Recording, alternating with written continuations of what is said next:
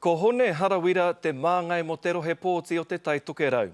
Kei te karapoti te rohe nei i ngā takiwā katoa o te raki, mai te rerenga wairua tai atu ki te raki pai whenua i Tāmaki Makaurau.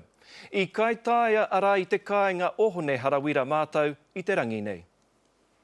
Ko te tīmatanga o te hīkoi a hone harawira, tōna kāina me tōna rohe pōti. Kia ora. Kia ora.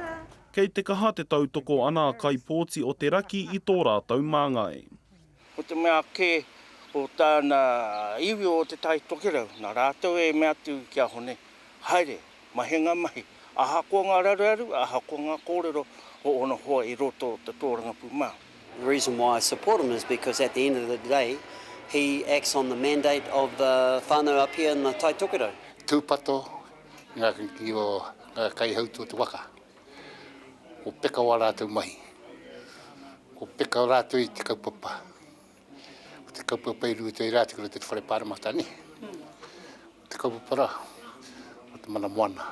Te wahanga kia hone, nā kia kaua ia e neke i tana tū.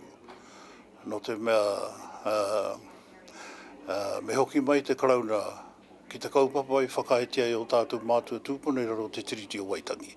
Kia kaua ia e neke i tērā, ahakoa ngahoro te rangi. Enari ko te tautoko tēnei i a hone, i tana noho tonu rānei i roto i te Pāti Māori. Hone Harawira has already overcome many obstacles in his lifetime of being a politician, and there's no doubt he'll overcome this, whether it means walking or staying within the party. Ko te nuinga o te pāti, e mohi anau, tautoko kaha anau i oku whakaro. Engari ko tētahi rōpu iti, e trai ana kia waka kahoretia i ngā kōrero nei, kia kaua ngā kōrero nei e putatu. He naru nui moana mā te ihu o tōna waka e wāhi, a tōna wā ka kitea, raparata whai te karere.